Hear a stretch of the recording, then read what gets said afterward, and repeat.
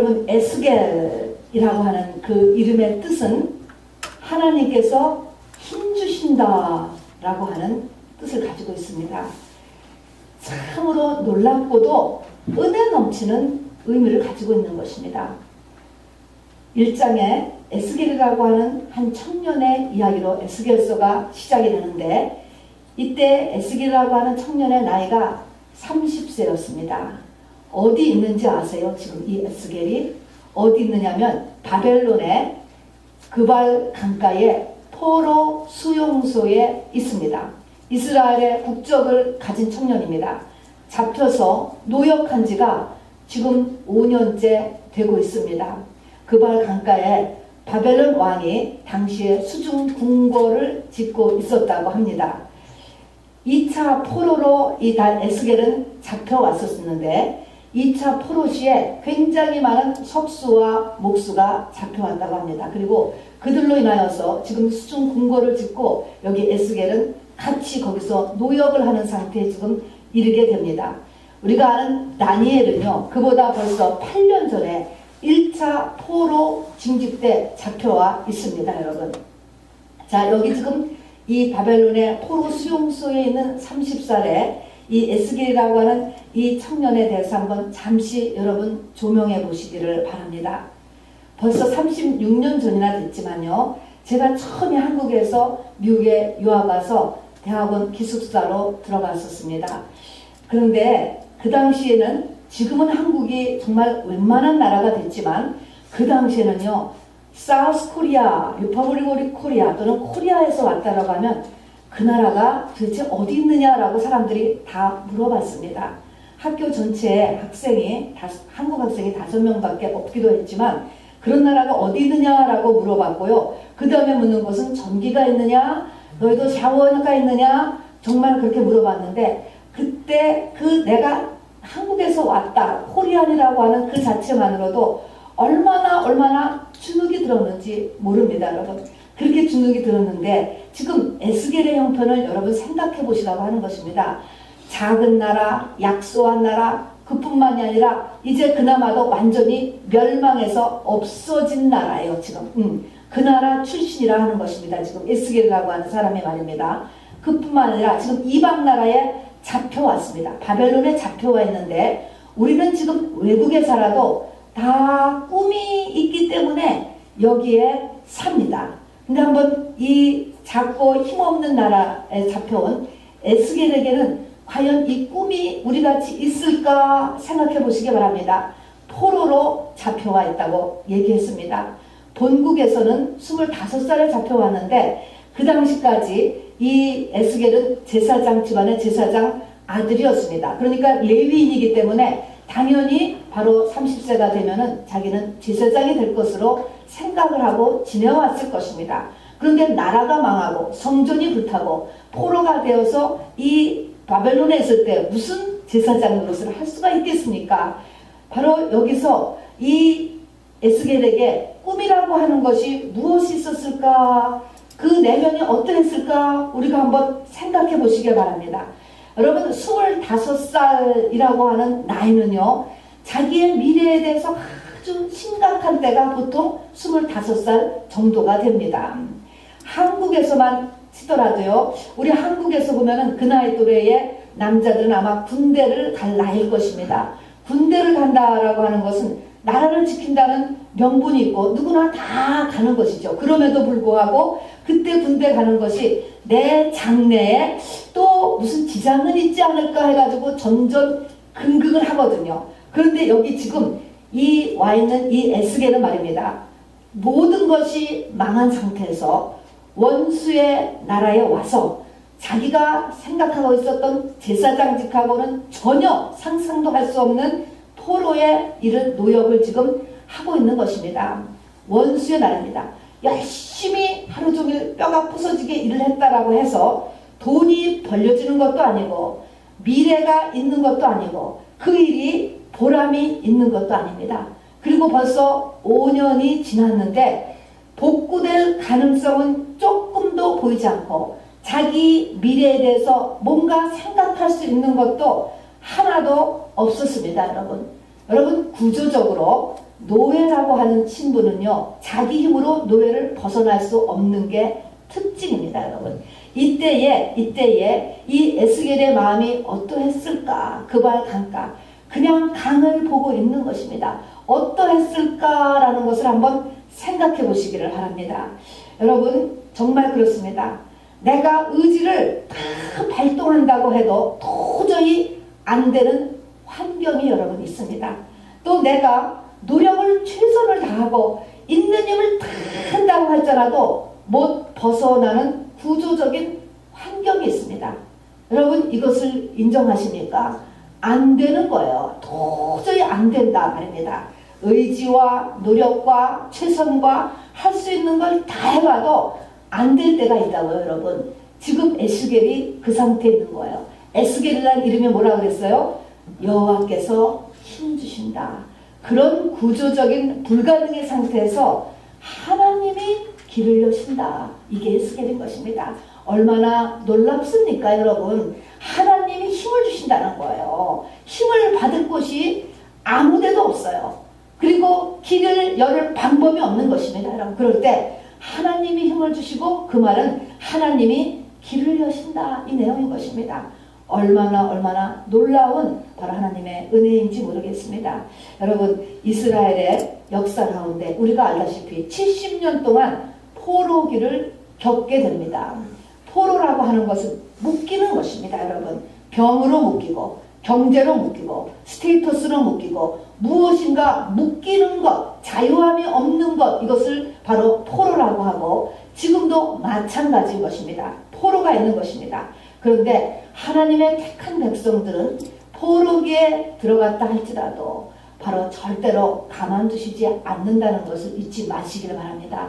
우리가 알다시피 포로기에 70년 동안 들어간 기간 동안에 하나님께서는 새 선지자를 그 가운데 일으킨 것을 우리가 알 수 있습니다.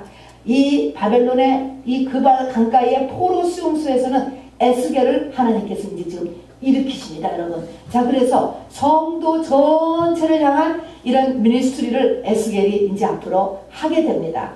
그 다음에 에레미야는요, 고국의 이스라엘에 지금 조금 남아있는 떨이 같은 그런 하나님의 백성을 위하여서 에레미야를 하나님께서 그 고국에 두시게 됩니다. 그리고 이 바벨론의 심장부인 왕궁에는 다니엘을 두시게 됩니다. 이렇게 곳곳에 하나님의 사람을 배치함으로 인하여서 하나님의 백성을 이끌어가고 계신다는 것을 잊지 마시기 바랍니다. 그래서 포로기에 들어간 사람에게는요, 잊지 말 것 두 가지가 있는데, 첫째는 낙심하지 말 것, 에스겔이 있는 것입니다, 여러분. 하나님께서 여시는 길이 있는 것입니다, 여러분. 포로기, 여기 뒤에 가서 보면은 바로 에스겔 골짜기에 바로 마른 뼈가 되어서 뒹굴고 있는 그런 상태가 되었다 할지라도 사람은, 에스겔은 차마 저들이 회복된다는 것을 말을 못했습니다. 그런데 하나님께서는 그것이 가능하시다고 이야기했거든요.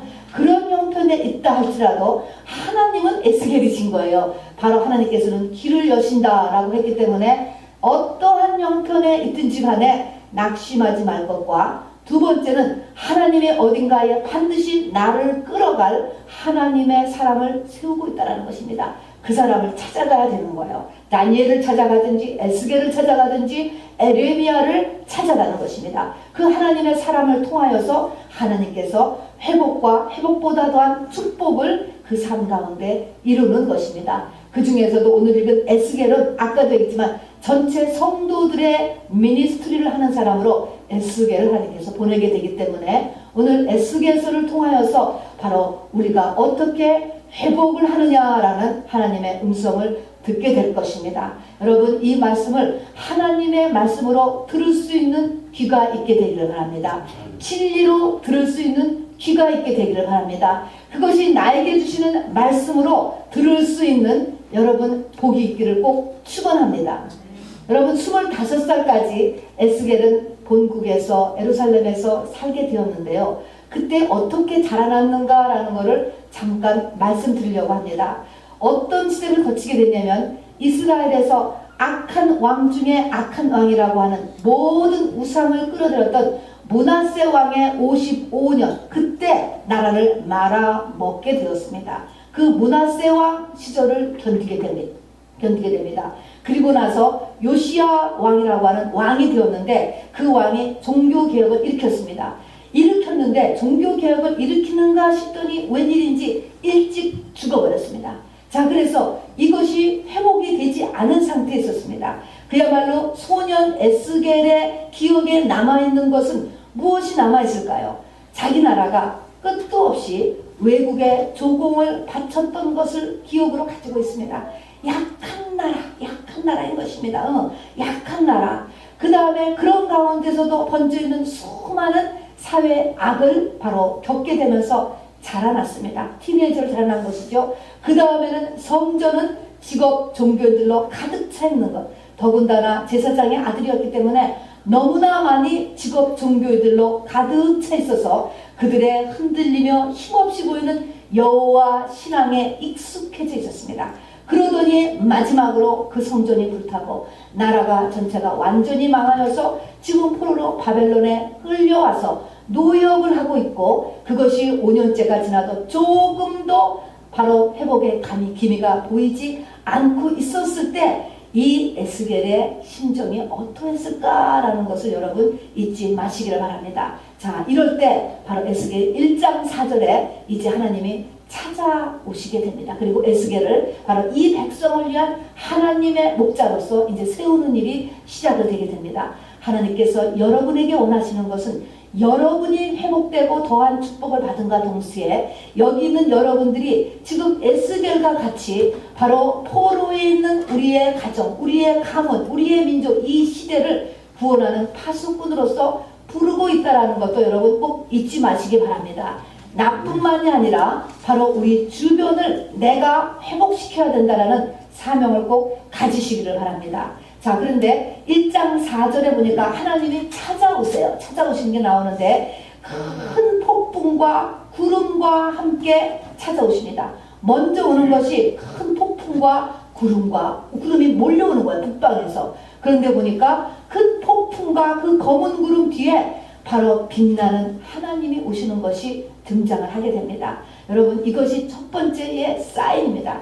우리의 삶에 어떠한 고난과 어떠한 재앙과 캄캄함이 몰려든다 할지라도 여러분 다 성령 받으셨죠? 방언하시잖아요. 하나님의 자녀에게는요 어떤 어려움이 몰려온다 할지라도 그 뒤에 하나님이 계시다는 것을 잊지 말아야 되는 것입니다. 그래서 낙심하지 말아야 되고 그 폭풍과 큰 구름에 바로 마음을 너무 뺏기지 말아야 됩니다. 너무 오랫동안 그것을 보고 있으면 안 됩니다. 거기에서 눈을 띄셔야 되는 것입니다. 거기에서 마음을 뺏기지 말으라고 하는 사실인 것입니다. 자, 여러분 나에게 있는 어려움에 여러분 지금 붙잡히지 마시기를 바랍니다.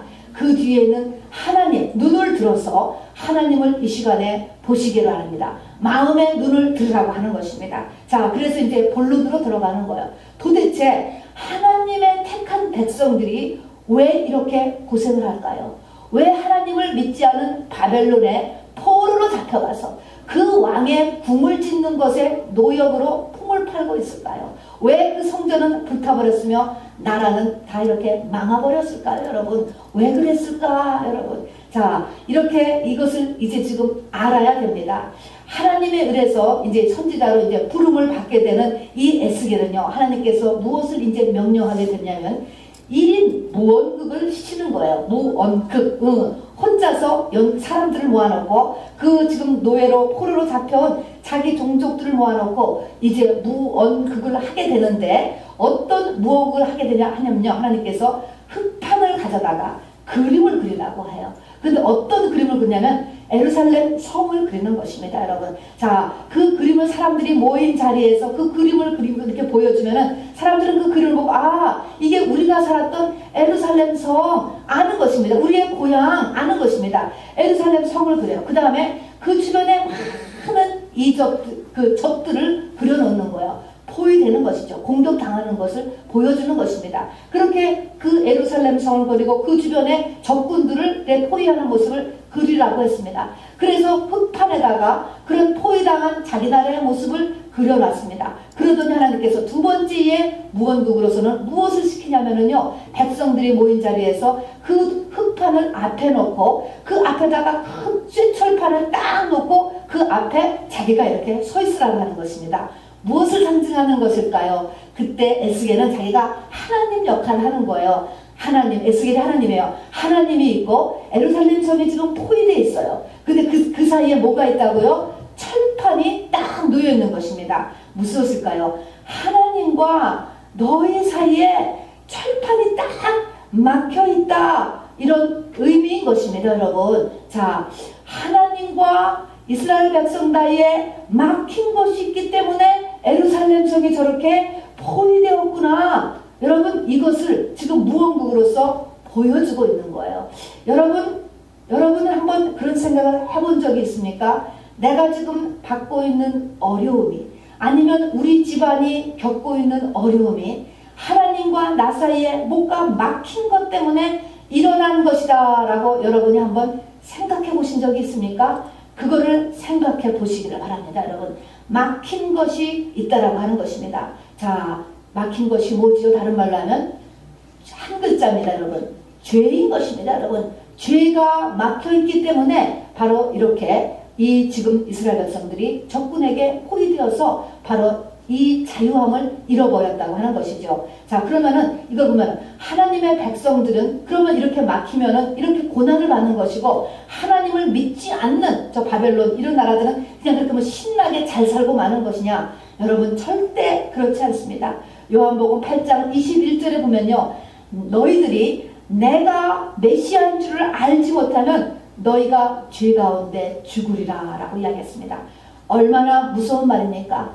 예수 그리스도가 나의 메시아인 것을 깨닫지 못하는 사람은 똑같이 언젠가는 죽어요. 근데 뭐 가운데 죽어요? 죄 가운데 죽습니다. 그러면 그 죄가, 영의 죄는 없어지지 않잖아요. 그 죄를 그대로 가져가서 영원토록 죄값을 받는 것입니다. 여러분, 결코 하나님의 백성들이 언필하게 트리트하는 것이 아니고, 하나님의 백성들을 하나님께서 이 땅에 사는 동안에 죄를 털어주려고 하는 것이죠. 이 죄를 안 털고 있는 것이, 이것이 가장 큰 문제예요. 사람은 아무리 살아봤자 120년밖에 못 살아. 그러나 우리의 영혼은 영원토록 1200년, 12000년, 120,000년 영원토록 존재하는데, 죽을 그 순간에 영적인 스테이터스로 계속되는 것입니다. 상급도 죽을 때 그 상태, 죄도 죽을 때의 그 상태인 것입니다, 여러분. 그래서 너희가 내가 메시아인 것을 깨닫지 못하는 사람은 죄를 안고 죽는 거예요. 우리가 지금도 사람들이 피너럴에서 돌아가시잖아요. 돌아가실 때 한 번도 저 사람이 어느 만큼의 죄를 안고 죽었을까라는 것을 우리가 생각해 보지 못합니다. 자, 여러분, 그러나 이제는 생각해 보기 바랍니다. 죽는 것이 문제가 아니고 어느 만큼의 바로 하늘나라의 상급을 가지고 죽느냐, 어느 만큼의 죄 가운데서 죽느냐, 죄를 갖고 바로 영생에 들어가느냐. 여러분, 성경은 이것을 이야기하고 있는 것이죠. 자, 그래서 이스라엘 백성들이 바로 하나님하고의 막힌 철판을 보여주면서 죄 때문에 지금 이렇게 포로로 잡혀가고 있다라는 것을 이야기해 주는 것입니다. 자, 그러면 죄라고 하는데 무슨 죄일까? 무슨 죄를 저렇게 지어서 이렇게 되었을까라고 우리가 생각하게 될 것입니다. 이 모든 죄의 근원을 이제 이야기해 주는 것입니다. 그래서 에스겔서 8장이 지금 시작이 되는데, 하나님께서 여호와의 신이 참 기가 막혀요. 이근데 8장을 보면요, 에스겔은 지금 바벨론에 있는 거예요. 1200km나 떨어져 있는 에스겔을 말입니다. 머리를 이렇게 한 주먹 잡수게 여호와의 신이 천지 사이로 끌어올렸다고 했습니다. 그리고 과거로 가는 거예요. 1200km 떨어지니까 지옥도 시간과 공간을 그냥 휙가닥 넘어가는 것입니다. 여러분, 과거로 돌아가서 예루살렘에서 막 지금 제사를 지내고 한창 멸망하기 전의 상태로 돌아가서 에스겔을 지금 보여주는 것입니다. 참 이런 것을 보면은 놀랍습니다. 이 에스겔은 여기 있는 날짜와 시간이 나오지만 실제 있었던 다큐멘터리 이야기거든요. 아, 하나님께서 과거로도 가시는구나, 미래로도 가시는구나, 지역을 초월하시는구나, 우리가 살짝 엿볼 수 있게 됩니다. 자, 그래서 이 에스겔을 하나님께서 딱 들어가가지고 과거로 돌아가서 예루살렘에서 성전 예배가 한창 진행되고 있는 상태로 데려가서 보여주시는 거예요. 그런데 뭐냐면 성전 안에는, 성전의 가장 중요한 것은 하나님이시고 하나님의 영광입니다. 그런데 거기 보니까 하나님이 안 계신 것이 아니라 우상이 딱 서 있는 것을 보여주게 되는 거죠. 영의 상태를 보여주는 것입니다. 우상이 서 있는 거야. 그런데 그 우상을 뭐라고 이야기하냐면 우상의 풀네임이 투기의 우상이라는 것입니다. 하나님이 그 우상을 엄청나게 투기한다는 것입니다. 하나님의 마음을 막 불 일듯이 뒤집히게 하는 그런 우상을 하나님 대신에 성전에 딱 세워놓고 있다라고 하는 것입니다. 한마디로 하면은 멸망의 원인, 그리고 죄의 가장 근본적인 뿌리는 뭐냐면은 우상이라고 하는 것입니다, 여러분. 그러면 도대체 그 우상, 하나님을 경노하게 하고 질투의 그런 그 투기의 우상이라고 이름을 붙이는 그러한 우상은 도대체 구체적으로 무엇일까요? 거기에 자세하게 3가지 우상의 종류를 내놓고 있습니다. 우리 오늘 사순절을 보내는 주일날 이 3가지 우상에 대해서 우리가 오늘 회개하고 안 되는 나 자신에 대해서 하나님 앞에 간절히 기도하는 오늘이 되기를 주님의 이름으로 꼭 부탁드리겠습니다. 3가지 종류의 이 우상은 어떤 것이냐라는 것은요, 맨 첫 번째 뭐냐면 70인의 장로들이 손에 향로를 들고 향연이 구름같이 올라가면서 각종 우상을 앞에다 그려놓고 바로 향연을 올리더라 그랬습니다. 여러분, 향로와 향연은 무엇이죠? 기도를 나타내는 것입니다. 70인의 장로들이 열심히 기도를 하는 거예요. 열심히 기도를 하는데 다 무엇을 위해서 기도하느냐? 자기 우상을 위해서 기도한다는 것입니다.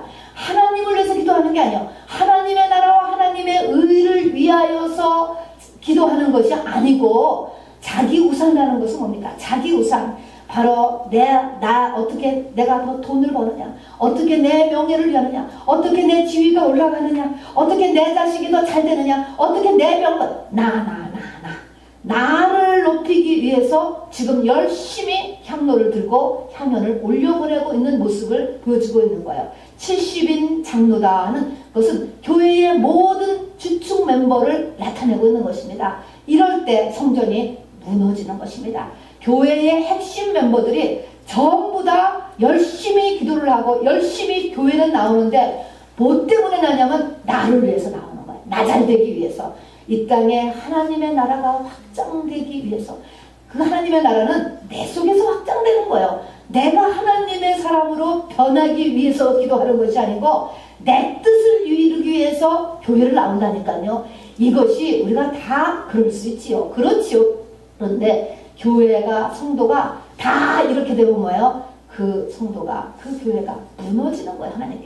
하나님이 무너뜨린다라고 하는 것입니다. 그래서 첫 번째의 우상은 70인의 이 교회의 멤버들이 다 자기 우상을 갖다가 놓고서 열심히 기도를 하고 있다는 것입니다. 그 뒤에 넘어가서 14장에 보니까 그 마음의 우상을 가지고 있는 숫자대로 내가 그 사람들한테 벌을 준다고 그랬어요. 자, 그의 나라와 그의 의를 구해서 하나님을 기쁘시게 하는 삶을 살려고 하는 것보다 먼저 앞서는 것에 숫자가 있어요. 나는 사실은 자식이 제일 중요해. 두 번째로 나는 내 자존심이 중요해. 세 번째로 나는 이 땅에서 성공해야 되겠어. 숫자가 있다니까 그 앞에 그 순서대로 숫자만큼 우리가 그 사람들을 징벌한다는 것입니다. 여러분, 우상의 숫자대로라고 하는 것입니다. 그래서 하나님, 그의 나라와 그의 의, 하나님의 뜻, 이것을 위하여서 바로 보다 멀리 있는 그것보다 위에는 모든 것들이 바로 자기 우상. 이것이 우상의 첫 번째인 것입니다. 두 번째의 우상은 뭡니까? 여자들이 바로 단모술을 위해서 막 울고 있는 모습을 보여주는 거예요. 이것도 상징인 것입니다. 울어요. 이것은 무엇입니까? 바로 이 하나님 앞에 풀어야 할 기도의 제목, 하나님 앞에 드려내놓아야 할 죄를 무엇으로 푸니까? 정서로 푸는 것입니다. 여러분, 우는 거예요. 연애로 풀고, 음악으로 풀고, 스포츠로 풀고, 예술로 풀고, 한류로 풀고, 드라마로 풀고, 이런 모든 것들이 바로 단무스로 푸는 것입니다, 여러분. 하나님께서는요, 그렇게 푸는 걸 원치 않으세요. 그런데 이게 풀어집니다, 여러분. 마음에 막 갈등이 생기고 스트레스가 쌓였을 때 연애를 하면 풀어져요. 여러분, 기가 막힌 영화를 보세요. 풀어져요. 음악, 여행, 여러분, 취미생활 풀어진다니까요. 왜 대한민국의 한류가 저렇게 뜹니까, 여러분? 그런데 그것이 반드시 좋은 것만 아닙니다. 하나님 앞에 나가는 거가 그 이상으로 우리가 강해지지 않으면 큰일 납니다, 여러분. 그래서 정서로, 무드로 푸는 것. 하나님이 거기에 바로 투기가 일어났다는 것입니다. 이게 두 번째의 하나님의 그 우상의 두 번째였습니다, 여러분. 어느 만큼은 좋아요. 어느 만큼은 필요하다고 우리가. 그러나 근본이 그것이 하나님을 대처하면 안 된다는 것입니다. 하나님은 지금 우리의 마음을 보는 거예요. 네 마음의 중심에서 하나님 앞에 먼저 나가고 그 다음에 우리가 엑스트라로 여행을 하고 또 예술과 취미 그거는 다 우리가 하는 거예요. 그것이 아니고 하나님은 정확히 우리의 그 사람의 마음의 중심을 보고 교회의 중심을 본다고. 그 중심에서 이 문제를 하나님과 해결하려고 하지 아니하고 다른 것으로 풀어버리고 있을 때 하나님은 진노하신다는 것입니다. 왜 그래요? 그 사람을 부르기 때문에 그런 것이죠. 그 다음에는 25명의 또 사람들이 동방태양을 경배하고 있는 것이 뭡니다. 동방태양을 경배한다. 하나님 외에 다른 신을 갖다가 접속하고 있는 것에 바로 보여주는 것입니다. 이것도 똑같이 우상. 이제는 행위가 아니고 이것은 신이에요. 신의 종류인 것입니다. 요가, 여러 종류의 점치는 것, 타로, 부적, 뉴에이지 이런 것들은 다 신이에요. 여러분 신. 이런 신들에 접속하고 있는 것을 보게 되는 것입니다. 여러분 과거에 내가 이렇게 점을 쳤다라고 하라. 여러분 이런 접속된 이런 경험이 있으면 오늘 반드시 깨끗이 하나님 앞에 회개하시기를 꼭 부탁드리겠습니다, 여러분. 특별히 거기에다가 물질을 드린 경우에는 여러분 굉장히 강한 영향력을 가지고 있습니다, 여러분. 그렇기 때문에 이거 하나님이 이렇게 아주 투기하는 세 번째의 우상이 되는 것입니다. 그래서 이 세 종류의 우상을 하나하나 에스겔에게 보여주시고 한마디로 그 하나님이 계셔야 될 그곳에 이 우상이 서 있고 투기의 우상이 있다. 에스겔에게 설명해 주는 거예요. 에스겔을 이제 이 포로된 자들의 목사로 세우기 위해서 하나님께서 에스겔을 설득하는 것입니다. 여러분 이해하도록. 에스겔도 무너지기 일보 직전이었거든요. 절망의 끝에 다다랐던 에스겔이었는데 이 에스겔에게 설명을 해주면서 에스겔을 일으켜 세우고 에스겔에게 일이 어떻게 되었어? 라는 것을 하나님께서 지금 설득해 주시는 내용을 제가 여러분에게 설명해 드리는 거예요.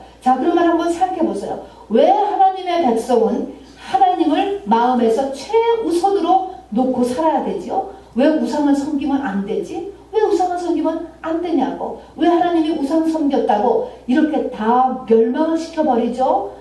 오히려 바벨론 사람들은 그런 거 상관없이 신나게 잘 살고 있는데 말입니다. 여러분 천지 창조로 우리가 돌아가야 되는 것입니다. 창세기 1장, 2장, 3장 하나님이 도대체 이 세상을 왜 만들고 인류의 역사를 왜 운행하며 너를 왜 태어나게 했는가라는 근본이 있는 것입니다. 하나님은 천지 창조에 사람을 만들었을 때 이 사람이 하나님의 짝을 만들기 위해서 만들고 이 하나님의 짝이 살기 위한 공간이 우주 만물이고 이것이 이 우주 공간에서 하나님의 짝으로 준비시키는 게 인류의 역사고 그것 때문에 내가 태어난 거야, 여러분. 그 목적에서 흐트러지면 안 되는 것입니다. 사람은 흙이에요. 아무것도 아니라니까요. 짐승하고 똑같다니까요.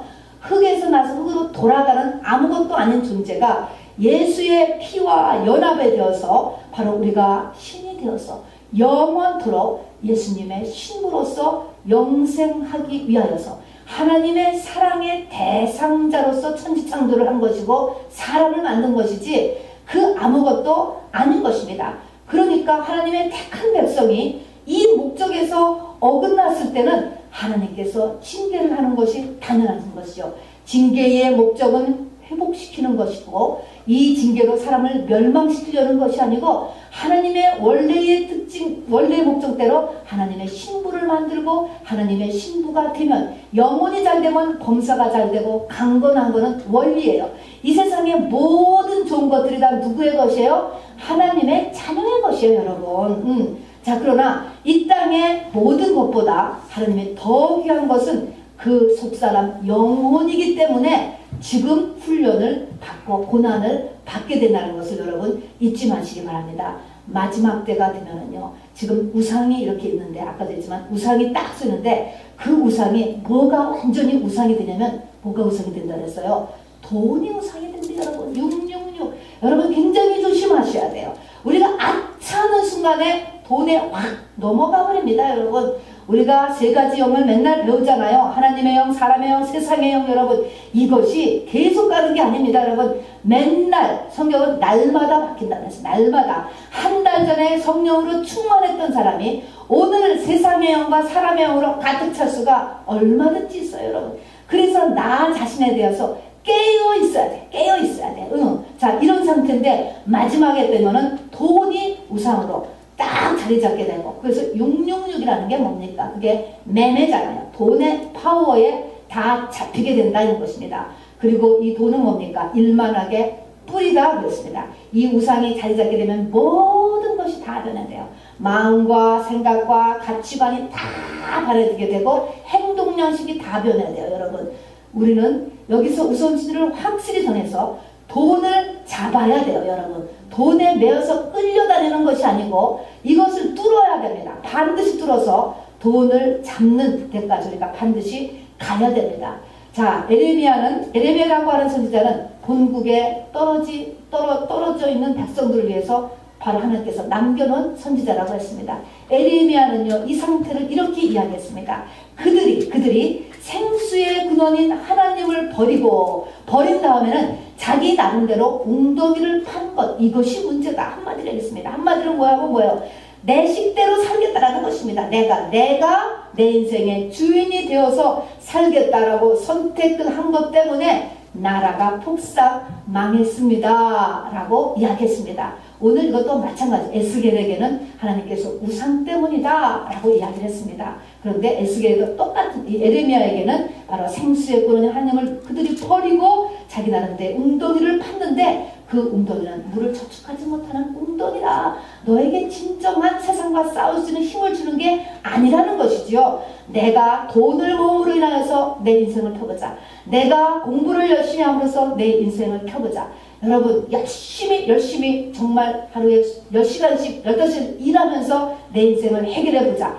안 된다는 것입니다, 여러분. 되는 것 같지만 안 된다는 것입니다, 여러분. 자, 그래서 바로 이 에스겔에게, 에레미야에게 하나님은 동일하게, 그리고 이 시대에, 이 시간에도 내 마음이 문제야. 내 마음속을 우리가 꼭 돌아보고 내 마음속에 지금 어떤 우상이 자리 잡고 있는가, 이것이 모든 고난의 바로 해결책이고 나를 복으로 바꾸는 것입니다.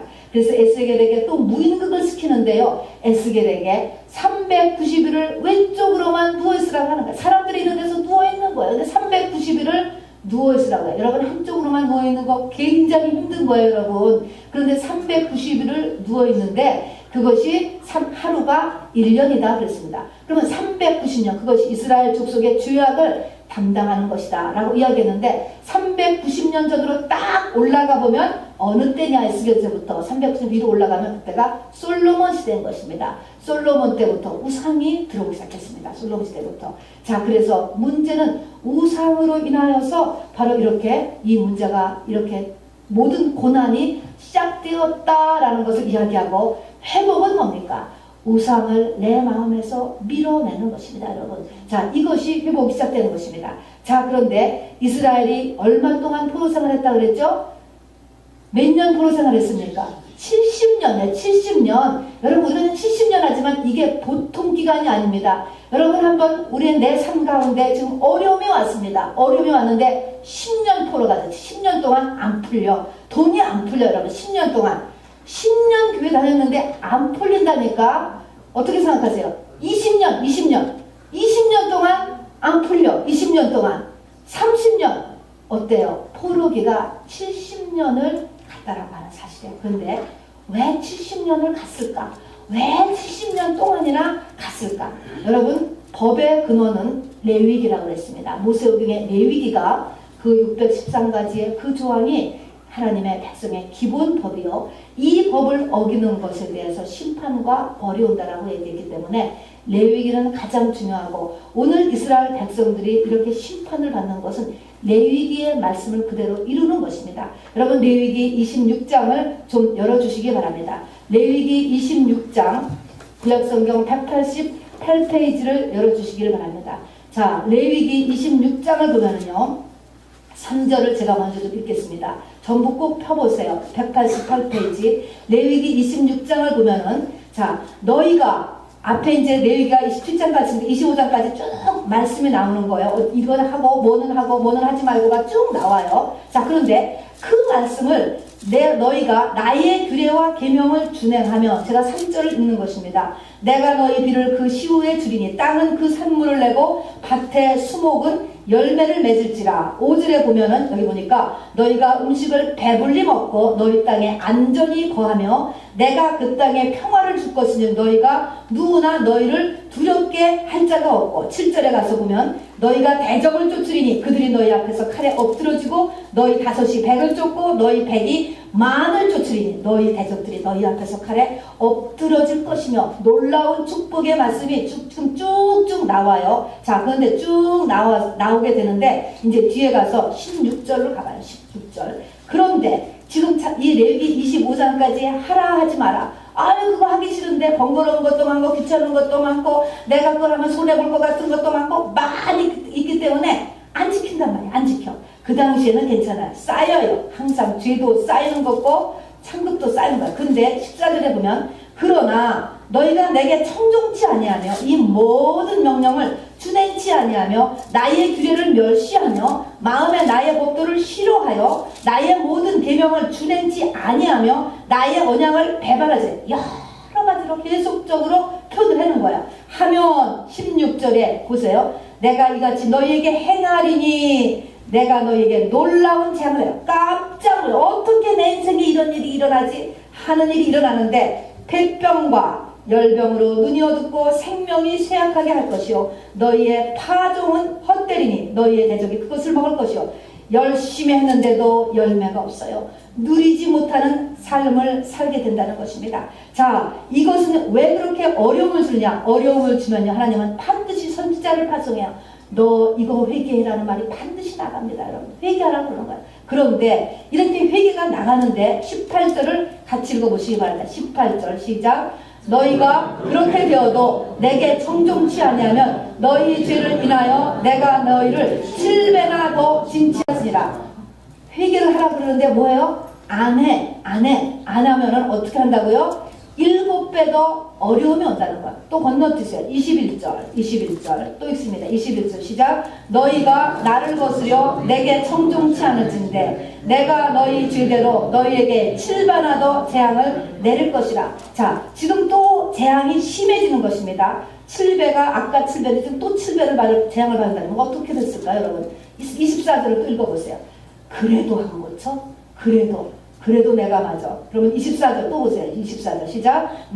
곧 나도 너희에게 대항하여 너희 죄를 인하여 너희를 7배나 더 칠지라.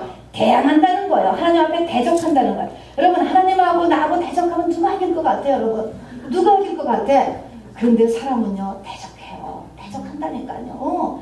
사람이라는 게 굉장한 존재예요, 여러분. 대적해요. 자, 7배나 더 증가하는데 28절 또 읽어요. 28절 시작. 내가 진노로 더 무해져도 27절에 보면 너희가 이같이 될지라도 내게 청종치 아니하고 내가 대항할진대. 28절 시작. 내가 진노로 너희에게 대항하되 너희 죄를 인하여 7배나 더 징책할지니. 자, 7배씩을 더 어려움을 준다는 거예요. 정말 그렇게 더 때리는데도 어떻게 해요? 회개를 안 해요. 안 고친다니까. 안 돌아섰기 때문에 70년이 된 거예요. 그리고 70년이 되어서 그 상태를 어떻게 됐어요? 에스겔 골짜기에 사람이 죽어서 백골이 진토되어 바로 흩날리는 부서지기 일보 직전에 마른 뼈, 이미 부서지는 마른 뼈가 된 것입니다. 그 상태가, 그 사람의 상태가 이렇게 불러 백골이 진저되어 흩날리는 이런 마른 뼈 같은 상태까지 갔다라는 것입니다. 자, 그래서 우리가 노예다, 포로다, 하나님 앞에 때렸다 그런 것은 하나님이 항상 하는 것이 있습니다. 뭘로 치신다고요? 묶는 것이 첫째가 돈으로 묶으세요. 병으로 묶으세요. 관계로 묶으세요. 이렇게 하는데, 그리고 내면의 어려움으로 묶으세요. 자, 근데 이것이 점점 도가 심해져서 나중에 이렇게 아무리 해도 안 돌아서는 거야. 깨닫지를 못하는 거예요. 이렇게 했을 때 바로 이 내면에 드라이한 거, 이렇게 열매를 없는 거, 궁핍한 거, 병들은 거, 이런 것을 죄의 문제를 해결하지 않고 하나님과 나 사이, 하나님과 우리 집안 사이의 죄의 문제를 회개하지 않을 때 바로 에스겔 골짜기에 마른 뼈가 바로 되는 데까지 가는 것입니다. 예수님이 오신 것은요, 포로된 자를 자유케 하고 눌린 자를 풀어주고 눈먼 자를 보게 하기 위해서 오셨다라고 했습니다. 여러분, 이것은 다 같은 내용이에요. 포로되었다던가 눌려있다거나 눈이 멀었다던가 다 같은 내용인 것입니다. 포로된 상태를 이야기하는 것입니다. 여러분, 예수님이 십자가상에서 죽으시고 부활하신 것은 바로 이 모든 것의 해결책의 그루터기를 마련하는 것이에요. 그러나 붙잡는 것은 내가 하는 것입니다. 여러분, 바로 너희가 너희 죄를 자백하면 저는 미쁘시고 의로우사 모든 불의에서 너희를 깨끗게 하실 것이요 라고 이야기했던 것입니다. 예수 그리스도의 죽으심으로 인하여서 우리를 다 용서하고 회복보다 더한 축복을 마련해 놓으셨지만, 내가 오지 않으면 우리의 사순절과 부활의 의미가 없어지는 거예요. 탕자의 아버지는 그 아들이 어떻게 힘들게 했다 하더라도 다 용서할 준비를 다 하고 기다리고 있었어요. 그러나 그 탕자가 돌아왔기 때문에 바로 새 신발과 새 가락지와 새 옷과 잔치를 버릴 수가 있던 것이지, 바로 돌아오지 않았더라면 안 되는 것입니다. 자, 그래서 포로에서 벗어나고 바로 그리고 이렇게 이 눌린 거에서 풀어지고, 그리고 그런 사람들은 반드시 눈먼 자라고 이야기하는 거예요. 여러분, 이 눈먼다는 게 뭔지 아세요? 아까 에스겔서 8장에서도 보면은요, 에스겔을 데리고 가서 하나님께서 계속 말씀하시는 거가 보는 관점을 다르게 하세요. 너는 눈을 들어 바라보라. 인자야, 이스라엘 죽선이 행하는 것을 내가 보느냐? 너는 다시 가증한 일을 보리라. 그리고 그들이 거기서 행하는 가증하고 악한 일을 보아라. 네가 보았느냐? 인자야, 네가 그것을 보았느냐? 굉장히 눈이 중요해요. 여러분, 사람의 단점을 보는 눈이 있습니다. 여러분, 이거 관점 변해야 되는 거예요. 소망을 보는 눈, 장점을 보는 눈, 이 눈이 얼마나 중요해요. 이거 변해야 되는 것입니다. 여러분, 사람의 눈이 변하는 것, 이 관점이 변하는 거나 포로된 거에서 자유케 되는 것이나 바로 눌린 것에서 멍에가 꺾여지는 것이나 같아요. 전부 다. 이것이 다 우리가 이제부터 하나님 앞에 온전하게 회개함으로 인하여서 우리가 살아날 수 있게 되기를 바랍니다. 자, 그래서 이 에스겔을요, 이제 70년 포로 생활에서 완전히 절망의 바닥에 있는 상태의 이스라엘 사람들을 보여주시는 것입니다.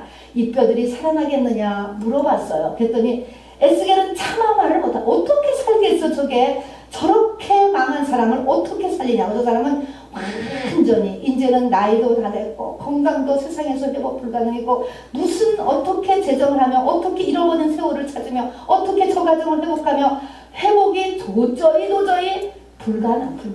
그러니까 에스겔이 말을 못하는 거예요. 그런데 뭐요? 하나님께서 살리신다. 사람으로 일으켜 세웠을 뿐만 아니라 강한 군대로 일으켜 세웠습니다. 바로 그것이 47장으로 넘어가면요, 그것이 이렇게 살아난 다음에는요, 그 물이 흘러가는 데마다 바로 모든 사람들이 살아날 뿐만 아니라 바로 풍성한 열매 맺는 하나님 나라의 놀라운 확장이 일어나는 것까지 같이 보여지게 되는 것입니다. 그래서 강한 군사로서 바로 일어나는 것이 보게 됩니다. 자, 그러니까 이 말씀을 듣는 저와 여러분은 할 수 있다라고 하는 소망을 꼭 가지시기 바랍니다. 자, 소망은 내 환경이 전혀 바로 이러한 빛도 안 보이는 상태에서 갖는 게 크리스천의 소망이에요. 여러분, 내가 어떻게 그렇게 될 수 있을까? 여러분, 그렇게 갖는 게 소망이라고. 여러분 마음에 지금 소망을 가지고 가지시기 바랍니다.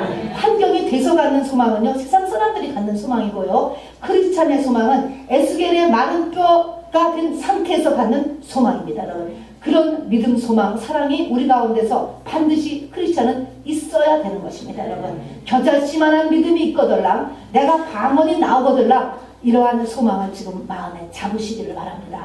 자, 그러면 어떻게 해야 되는가? 이제 구체적인 세 가지입니다. 여러분, 레위기 26장 41절을 여러분 아까도 그렇지 레위기에서 보셔야 됩니다. 26장 41절 주보에 일면에 박스에 있습니다. 어떻게 지금 이렇게 해서 7배 징치 그렇게 하나님을 대적하고 고집을 피고 안 들어오는 거야. 그래서 완전히 멸절했다니까. 그 멸절한 상태인데 여러분 어떻게 해야 되느냐? 41절에 보니까 마음이 낮아져서 자, 나도 그들을 대항하여 그 대적의 땅으로 끌어갔음을 깨닫고 그 할례 받지 아니한 마음이 낮아져서, 첫 번째가 뭐예요? 마음이 낮아져야 돼요. 여러분, 회복의 첫 단계는 뭐라고요? 마음이 낮아지는 것입니다.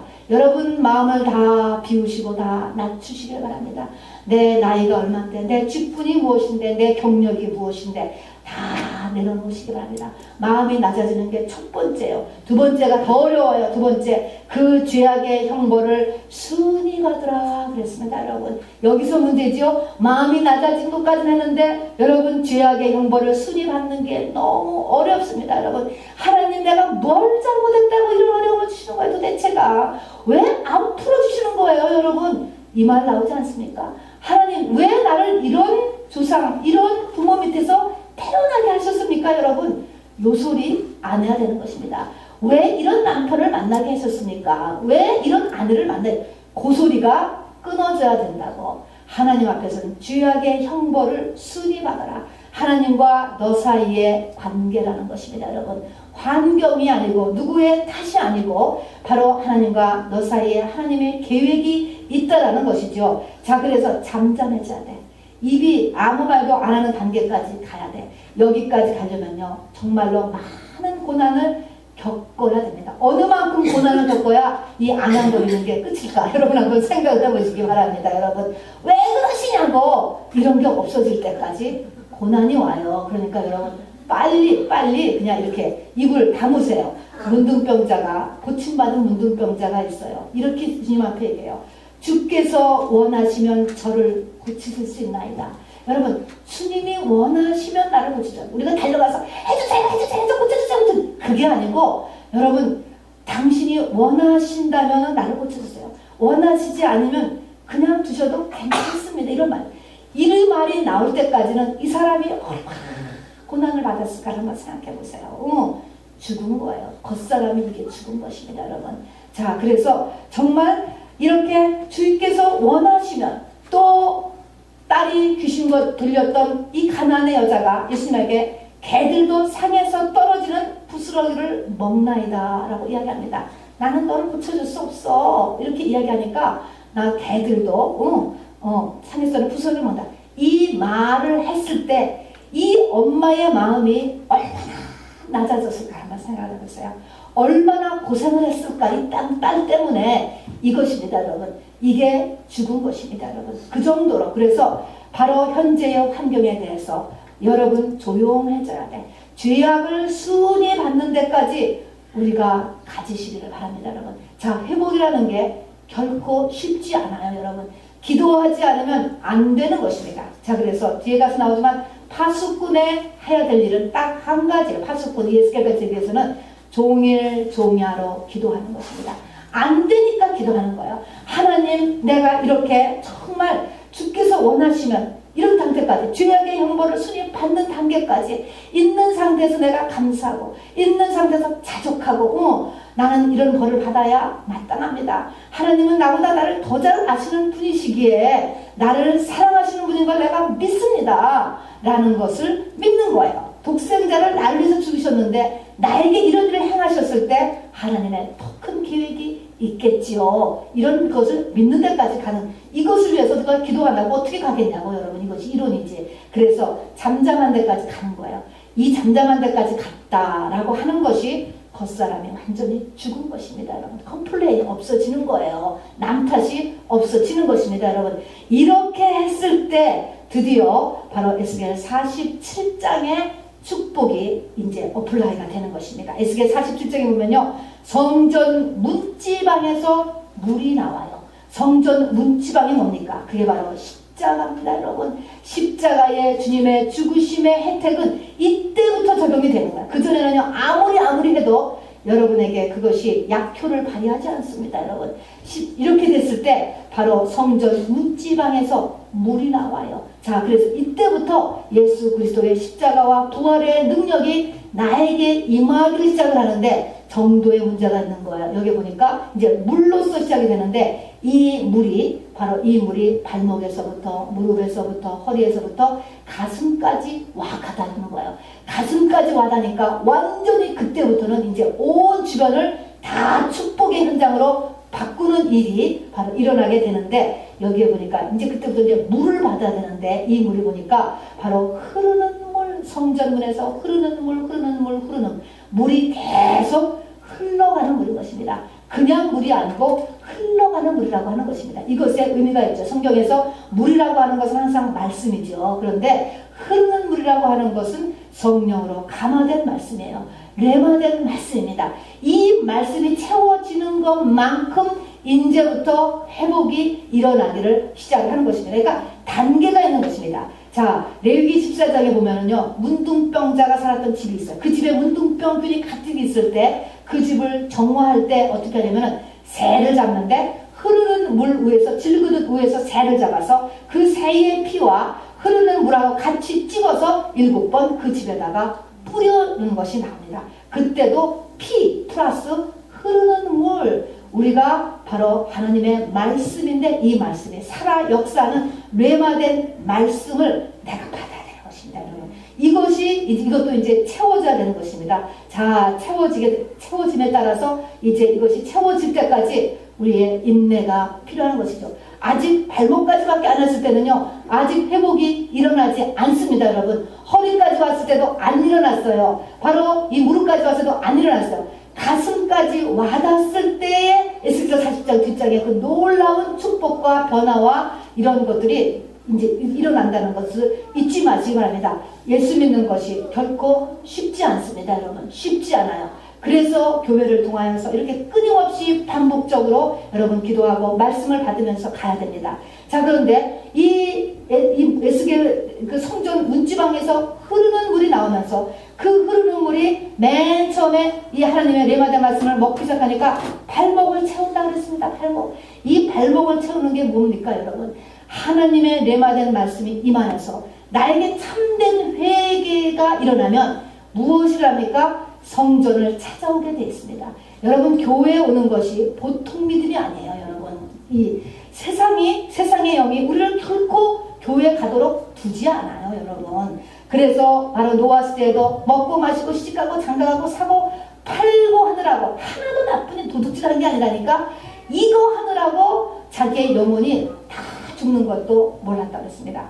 말세가 되면 세상의 영이 우리를 교회 가게 두지 않는다니까요, 여러분. 자, 그래서 마태복음 22장이나 누가복음 14장도 그랬어요. 왕이 큰 잔치를 베풀었어요. 소와 살찐 짐승을 잡고 모든 것을 갖추어서 사람들을 초청했는데 사람들이 나는 장가 들었으니 중소하게 가지 못하겠어. 나는 밭을 샀으니까 불갑을 가봐야 되겠어. 나는 소 5겨리를 사갔으니까 지금 시험 좀 해봐야 되겠어. 상업차 그리고 밭으로 가정으로 다 나가버렸다라고 하는 얘기가 있는 것입니다, 여러분. 그래서 강건하여 바로 교회를 채우라라고 하는 말씀을 거기서 하게 되는 거예요. 자, 진정하게 회개가 이루어지면은 하나님의 말씀의 자리가 사모되는 거예요. 예배의 자리에 참석하게 된다는 것입니다, 여러분. 자, 그래서 맨 처음에 일어나는 증상은 교회에 와야 되는 거예요, 여러분. 교회를 떠나서 어떠한 신앙도 정상적으로 커질 수가 없어요. 교회가 주님의 몸이라고 이야기해서 이 교회는 세상 끝날까지 요한계시록까지 교회를 하나님께서 쓰시고 교회가 들림을 받는다는 것을 잊지 마시기 바랍니다. 교회가 연약하고 교회의 감독이 주의 종이 늘 실수하고 부족한 것이 끝까지 나와요. 그럼에도 불구하고 교회와 주의 종들을 하나님께서 내시고 쓰시고 그 가운데서 우리의 믿음이 구원받는 믿음으로 성장하게 된다는 것을 여러분 꼭 마음에 간직하시기 바랍니다. 교만해져서 교회 없이 내 신앙을 잘 살게 할 수 있을 것 같다는 건 큰 마귀의 속임수예요. 성경이 그렇게 되어 있지 않습니다, 여러분. 자, 그래서 바로 교회에 나오게 되는 거예요. 두 번째가 무릎에 물이 찹니다. 그건 뭡니까? 기도하는 신앙이 되는 거예요. 문제가 있으면 내가 기도해야 되겠구나 라고 하고 기도에 잡히는 신앙. 여러분 회개하지 않으면 기도 못합니다. 여러분 요즘 기도하는 사람 여러분 정말 쉽지 않아요. 저희 교회니까 이렇게 기도하지. 한번 가서 보세요. 누가 기도를 하는가. 식사 기도 외에 누가 하루에 10분이라도 기도를 하는가 한번 보시라고. 여러분 기도 못합니다. 여러분 진정한 회개가 들어지지 않고는 무릎까지 물이 차지가 않아. 무릎 신앙이 되지 않습니다. 세 번째 신앙이 허리까지 물이 차는 거예요. 섬김이에요, 여러분. 섬김을 받고자 하는 사람은 너무 많아. 교회에 사랑이 없고 나를 왜 이렇게 몰라주는가라는 거지만 내가 섬길 수 있는 사람 없는 거예요. 진정한 회개가 이루어지면요 말없이 사람을 섬겨요, 여러분. 전도도 섬기는 것입니다, 여러분. 교회를 섬기고 주의 종을 섬기고 약한 자를 섬기고 섬기는 일, 허리신앙인 것입니다. 이 허리신앙이 지나고 나서야 이 가슴에까지 물이 차는 것입니다. 가슴에까지 물이 찬다는 것은 무엇입니까? 감정을 이겨내는 것입니다, 여러분. 누구나 찔르면 아파요. 그러나 감정에 따라 움직이지 않습니다, 여러분. 감정에 따라 순간적으로는 팔을 해요. 그러나 감정이 나의 주인 되지 않습니다. 그리고 여기에는 상처가 치유되는 것입니다. 마지막이 우리의 마음속에는 수많은 이 상처가 치유되는 이 마음 치유가 일어나게 되는 것이죠. 자, 여러분 말씀을 마칩니다. 자, 우리가 포로기에 우리가 들어갈 수 있습니다. 이거는 하나님의 자녀이기 때문에 그렇게 되는 것입니다. 포로기에 들어가는 것은 죄 때문에 포로기에 우리가 진입한 상태에 있습니다. 어쩌면 우리의 부모의 죄 때문에 우리가 같이 포로기에 들어가 있을 수도 있는 것입니다. 그러나 하나님은 우리 부모를 지금 보지 않고 나를 보는 거예요. 나를 그리고 부르시고 계는 것입니다. 네가 파수꾼이 되어라. 네가 에스겔이 되어라. 사방이 막혔어도 하나님이 힘을 주신다. 하나님이 길을 여신다. 말씀하시는 것입니다. 자, 그래서 하나님께서 우리를 부르시고 이것은 이 땅만을 위해서가 아니에요. 우리의 영생을 위해서 우리를 부르시는 것이지 이 땅만을 위해서라면 애굽도 있어요. 바벨론도 있어요. 로마도 있어요. 이 땅만을 강하고 우리가 잘 쾌락을 즐기면서 사는 건 얼마든지 많습니다. 그것이 문제가 아니고요. 우리의 영의 눈을 열어서 영생이 있기 때문에 그렇습니다. 자, 우리가 해야 될 것은 어떻습니까? 문제는 죄로구나 라는 것을 우리가 깨달으시기 바랍니다. 우리가 네 가지를 지어서다는 중보의 기도를 해야 되는 것입니다. 우상이구나 생각을 해보시기 바랍니다.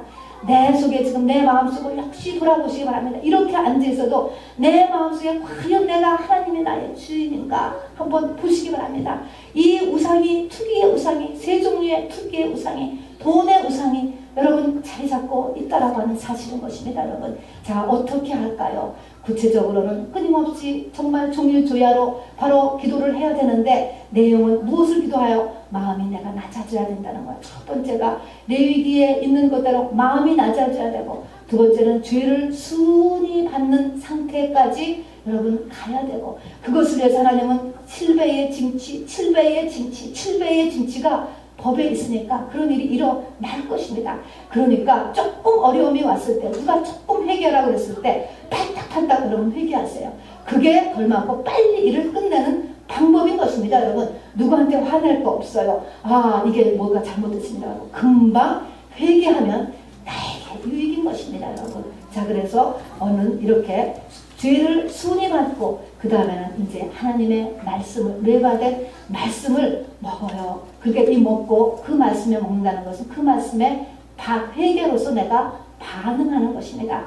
그렇다고 해서 한 가지 회개했다고 끝나는 게 아니에요. 여러분 이것이 찾아야 돼요. 나에게 회개가 찾으면 진정하게 내가 교회 가는 횟수가 늘어가는 거예요. 그 다음에 다 증상이 있어요. 뭐가 된다고요? 기도해야 되겠구나. 기도의 자리로 나오게 돼 있어요. 그 다음에 뭐가 일어나요? 진정한 섬김을 하게 돼요. 스스로가 하게 돼요. 누가 뭐래서가 아니고 그렇게 한 다음에 드디어 내 안에 상처가 치유돼요. 마음이 치유돼요. 가슴까지 치유돼요. 내가 됐어요.